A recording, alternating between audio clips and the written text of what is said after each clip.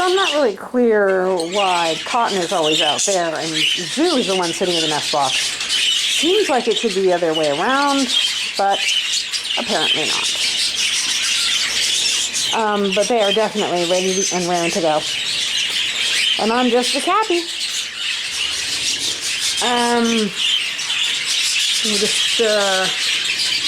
Jury is still out on these two. They just started the antimicrobial medication. It's called Ranitazole. It'll be 4 or 5 days before I know if it's doing anything. So, but we have had a few changes over here. This is Nile, and he was with a little mauve hen. But Nile needs a longer mask, and the little mauve hen had a short mask, just like he does. And I was like, well, that's dumb. When I have this girl over here who has a nice long mask, and she's split to gray wing. Duh. And he's split to blue. So these two could have all kinds of interesting babies. She's a little underweight right now, so that it will be a while before I give them a nest box. But Nile is playing his part, and I think he's going to wake her up pretty quick. Her name, by the way, is Buttermint. I love Buttermint. I'll probably just call her Butter for short. Or Mint. Something like that. But for right now, that's Buttermint and Nile. In the stupid white cage that you can't see through. They're both gorgeous birds, so. Okay, then, Aster up here, I wasn't going to give him a nest box for a couple of days because they aren't a bonded pair, but they're already lovey-dovey. And Aster is so ripe, I'm afraid she's going to start laying eggs on the bottom of the cage if I don't give her a nest box. So they got their nest box. This is Indus, and Powder is his girl. And Powder is playing crazy girl. This mostly the hens do this, but sometimes the young cocks too. First time she's ever been in a breeding cage. She has no idea why she's here. She doesn't really know what her role is. All she knows is it's way smaller than that flight cage she's been in for the last year, and she'd really rather not be here. So she's going to spend a week trying to find her way out of this cage. But eventually, I will see her pay some attention to the cock, and then I'll give her a nest box. So, it'll be a while, though. And Indus is definitely playing his part. He chases her around all over the place. So, it'll happen. And this is Bubba Jr. and Sif. They've been together forever. They know what's on. I fully expect her to lay the first egg. This is Puff. Okay, so my 2 recessive pied father was named Shu, which is the god of the wind in some religion or another. So I named his 2 boys Zephyr and Puff, because those are 2 different kinds of wind. So this is Puff, and his little girl is Jade, and they are newbies, and they're just getting to know each other. I was going to give, this is Unakite and Larkspur, and I was going to give them their nest box, but I caught Larkspur today, and she has a sore butt, probably from having some poo stuck to it or something. So I'm not going to give it to her yet. I put a little hydrocortisone on her back end, and I'll probably put some more on tonight and give them their nest box tomorrow, because I want to give her a time for her little rash to clear up. So they're ready, but they have to wait for another day or 2. This is Dolerite. Is that girl paying attention to you? This is Shamrock. She's a newbie, but she's actually having a discussion with Dolerite here. That's kind of nice. This could happen quickly. She does have a shear that indicates that she's maybe ready to breed. So they may move along pretty quickly. I don't see kiss, kiss, love, love, but we'll see. This is, oh look, this is Murphy. He was hiding from his mean girl yesterday. Today they are having a discussion. And her name is Amethyst, after the purple stone, because that's what color she is. She's a violet.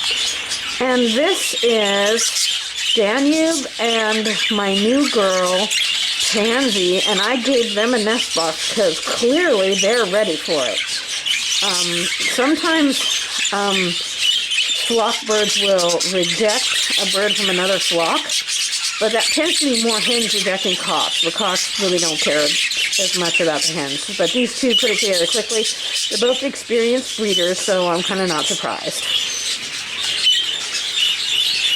This is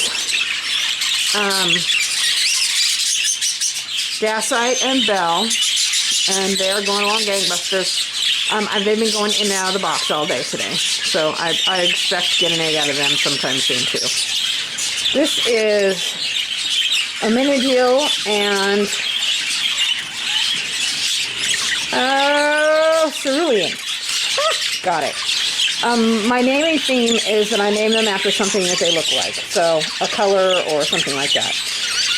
So she looks to me, she's cerulean, that's a bright deep blue, and she's that. So, and they, look at that. She's not ignoring him or running away from him. See how he's bobbing his head and chatting and carrying on? He's telling her, this is my territory. You're welcome here. You're a pretty girl. And he's just going to talk away at her, and she's just going to sit there and watch him for a while and decide whether or not she likes him, and they always do. So I'm pleased to see that her moving in his direction already. This is a newbie pair. They don't know why they're in here. Neither one of them. And this is Morpho. The blue guy is named after a blue Morpho butterfly, so he's Morpho. And the girl is S'more, after that treat with the marshmallow in the middle, because she has that nice little white stripe around the middle of her body. I'm excited about these two. They're young, but they'll put it together. And I think they both have great potential. So you don't really see what a cock is going to be until he's at least a year and a half. But this guy has a lot of promise. So he may end up on my show team.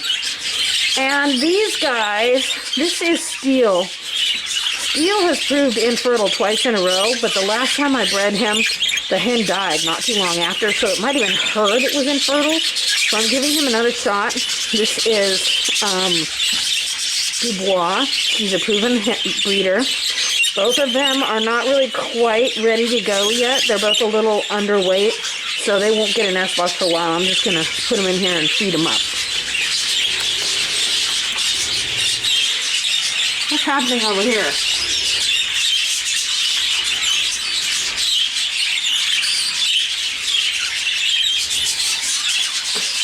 I think I can't tell whether she's hiding from him or trying to escape the cage or what. But she's also very, very ripe. She's really on point for being in season. So I gave them this nest box because I fear she'll start laying on the bottom of the cage if I don't. I mean, she's really, really ready to go. So, and they're already breeding and everything. So they're not going in it yet, but I wanted to give them the option. So, okay, this is, so that is Zephyr, the male, and the female here is Robin, because she's Robin's egg blue. Okay, so this is Ash. Guess which one?